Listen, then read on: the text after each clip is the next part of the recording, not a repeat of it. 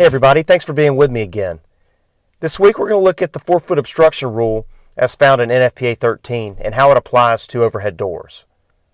Also, I'm going to switch gears and look at, once you have to apply that sprinkler coverage underneath the overhead door, how to support the piping or adequately support the piping at that. So, hope you enjoy this week, and I will come back next week. Actually, I'm going to take next week off for my own spring break, and then I'll come back in 2 weeks.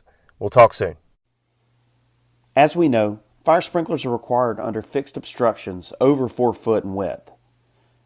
One common application for this code section is overhead doors in the open position. Annex material even specifically references overhead doors as an applied example of this requirement.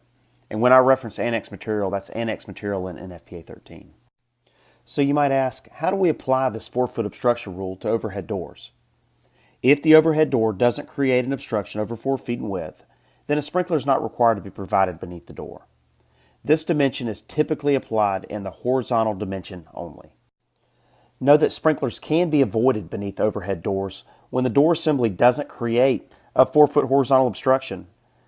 This is typically accomplished with the coiling type doors that you see here to the left, or those that raise completely vertically, or a modified approach between the two, as long as the horizontal distance that is obstructed does not exceed 4 feet.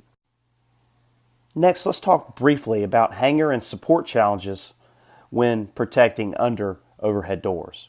NFPA 13 does not specifically address support for sidewall or upright sprinklers below an obstruction, but similar requirements can be extracted from criteria on pendant sprinklers served by branch pipe above a ceiling. Note that if a sprinkler's horizontal steel branch pipe feed is greater than 1 foot for systems with 100 psi or more, or greater than 2 foot for any steel system, then a hanger is going to be required to support the arm over. I have seen this support requirement be a challenge, as the door track is typically only designed to support the forces of the door and is not considered to be part of the building structure, capable of supporting the sprinklers, pipe, and fittings.